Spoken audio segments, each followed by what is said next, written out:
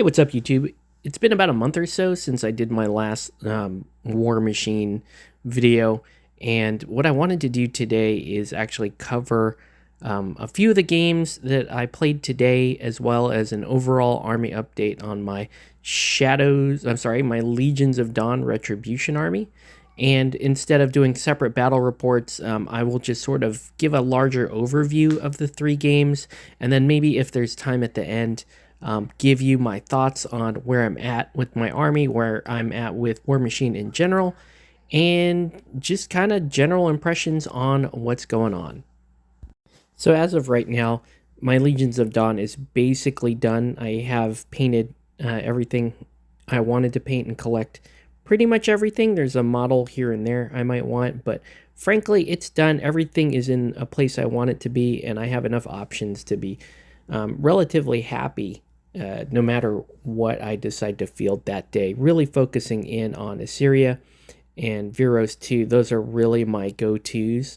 I am playing a little bit of Ossian, but it's more of an experiment at this point. All right, so game one was a two-front 75-point game against my good buddy Sean, and I decided to take Veros 2 into this game. So Veros 2, Chimera and Imperatus, the Dongor Trident, and then I also took the Fane Knight Scarith Isian, Lanissa Rissel, Dongor Desters, Dawnguard Sentinels with the UA attachment, and House Shail Arcanists. So kind of a small list, but it's a Veros list. It's pretty elite.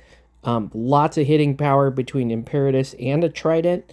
I got a Chimera in there just as an arc node, and then I've got the Desters. All right, and Sean's playing Circle, so Sean is taking Tanith the Feral Song with 4 beasts in the battle group: Gorax Rager, Loki, Pureblood Warpwolf, and a Wild Argus. He's also running 2 solos, Kogan the Exile and the Lord of the Feast. He's also got 2 units, the Tharn Blood Pack and Tharn Blood Trackers with Nuala the Huntress. So also not a large model count on Sean's side, as is my side, but some big models in there, some big heavy hitters. And yeah, let's see how this plays out. All right, so this is a pretty short game. I went first, and I had the Sentinels on my right side along with the Chimera, and I had on the left side I had the Desters supporting that side. The middle of the board was the Trident and Imperatus, along with Veros, the Fane Knight, and then I had Lanissa on the same side as the Sentinels, and then really just the Desters on the other side. So, I went first, really high mobility, unpacked the crew pretty quickly, and then waited for Sean to move up. Sean, I believe, may have had... no, I don't think he actually really had any shooting on his first turn. And then on second turn, I went ahead and called my feet. And so on my left flank, I had the Desters go into those the blood trackers, and was able to wipe them out on that side with the charge. And then also on the far right side, I had the Sentinels and Lanissa kind of playing cat and mouse weight game with those with the Tharn Blood Pack. Up the middle, I sent Imperatus and the Fane Knight up against Loki. They made quick work of Loki, and then I jammed Imperatus up into the middle there, doing some damage to the to Kogan the Exile. So, and then I also had the Trident coming up and supporting up that middle as well. So I really had a strong center of the board there, and I had feet ready so that whatever died, it would give me some really nice angles. Particularly wanted to work some angles with either Imperatus or the Fane Knight there. It's interesting, Sean came in and countered with the Wild Argus, and popped Tanith's feet to give us discounts on all of his animus and spells and so forth. So Sean popped Doppler Bark in between the Fane Knight and Imperatus, which was pretty rough. And then he proceeded to focus down on mostly Imperatus. He did some damage to the Fey Knight, almost dismounted him, and then got Imperatus down to 2 boxes. But decided not to activate Phoenix Protocol, so he left him on 2 boxes. And then that was about all the damage from there. So I didn't actually lose any models during feat turn.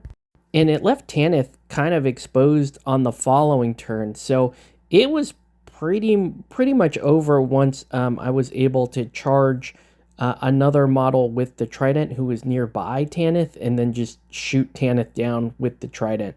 So that was the end of that game. Pretty quick work and a caster kill. All right, so the next 2 games were both 50 points. Both this scenario and both against my buddy's really cool Crucible guard. Game 1, I took Assyria, my favorite caster, with Hemera, a Hyperion, a Trident. I also had a Dester Thane, a Sentinel Sire, the Fey Knight Guardian, and Lanissa as my solos. And then for units, I'm running Dongor Desters, Arcanists, Riz Defenders, my favorites, and Stormfall Archers. So a nice little mix. Very fun list. Really enjoy this. My opponent came in with Locke, with a Suppressor, 2 Tauros, a Vindicator, the Mentalist, Alice Mark, 2 Crucible Guard Mechanics, Gormand a Wolf with Hatchuk, Prospero with a Retaliator and a Suppressor 2, a Rocket Man Stinger, Containment Operatives, and the Dragon's Breath Operative. So lots of fun tools in this one as well, and more of a Jack caster. This game was also pretty short. I went second, and my opponent had to deal with this big messy patch of severe terrain there, that little ice pond there. But I had so many clear lines of fire that he advanced up, almost took out Hemera, crit and taking the admonition out, but then basically I was allowed to alpha. The precision strike on the Sentinel Sire is just amazing because you can screen your Desters when you want, and then your Trident as well, all like kind of behind Hyperion. And then when you feat at that time, you can basically hit with everything. And that's what I ended up doing, is basically hitting with everything. So all of that at the same time with feet up, with Crusader's Call, was able really just to tear the heart out of this entire crew, destroy all the heavy jacks pretty much. Even the Riz Defenders got in on that, and they wrecked a jack on the far right there. And this game was basically over during my feat turn. There really wasn't anything left to do once I was able to get in, get the charge with the Desters, get Hyperion doing his thing, and just set up. It was pretty rough. So we went ahead and re-racked it. All right, so we quickly set up again. This time I took Ossian with a Hyperion and the controversial Hypnos. Also taking the Trident, Aelith Veer, the Fey Knight Guardian, Lanissa Rissel, Desters, Invictors, Arcanists, and Stormfall Archers. So a nice mix of things, keeping focus with the range as well. So, pretty happy with that list, but I'm not an Ossian guy. Meanwhile, my opponent came in with Silvestro, 2 Tauros, a Vindicator, a Rayless Interceptor, the Mentalist, Alice Mark, 2 Mechanics, Mosby, Prospero with a Suppressor, the Rocket Stinger, Crucible Guard, the Storm Cool Thing, the Dragon's Breath Rocket, and a set of Failed Experiments. So, cool list for him as well. And if I'm being honest, things were going pretty well for me. Ossian was doing his thing, but then I was dumb. During feat turn, I had Ossian kind of within some charge range, and no shield guard did not work against melee.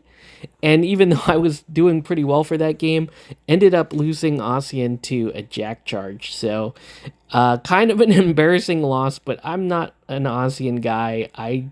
I was just playing him kind of as an experiment. Whatever. All right, so overall, some really great games today. Really enjoyed that. Thanks to my opponents for, giving me some time to play some games. And let me give you guys some thoughts on where I'm at with Warmachine, Retribution, Legions of Dawn, and how I'm feeling about that. So right now, I'm feeling pretty good on Legions of Dawn. Been enjoying all of my time so far. Viros 2 was my first caster, and I'm very comfortable with him. He's got a nice kind of combined arms approach to things. He's very simple to manage as a caster, and he's just overall good. I love his feat, honestly, although, you want to take a slightly bigger model count to take advantage of it. You don't want to play like a full elite list, and I don't have a problem with that. So really enjoying him so far. If I play another 100 with him, I'm going to try it with both tridents out there. We'll see how that goes. Issyria is my bread and butter. I knew I wanted to play someone like Issyria. My first couple of games out of the gate were pretty rough with her. I did not really know how to handle her amazing toolbox. But, once things started to click down, really understand the Chimera interaction and then how you kind of manage the other units and all of your tips and tricks. Yeah, love her a lot. Most fun I've had in Warmachine right now is with the Syria, so really enjoying her. I play Ossian kind of as a third aside. He's okay. I admire his all of his kit, and he's very good, but I'm not good with him. Let's just say that. So he will be a third. He will be kind of my casual option, and I have yet to play a game with Helena, so we will try that at some point.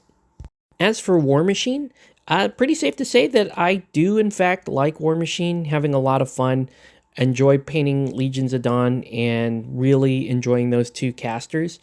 Up next for me is going to be Shadows of Ret. So I'm already starting to paint those, and looking forward to seeing how games like that go.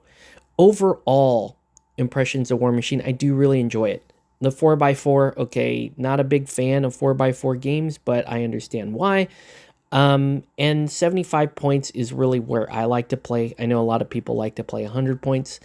And I played a couple of 100 points today. It's okay. I just really like 75, and I like smaller games, period. I would be happy playing 50 points if you really want to be honest.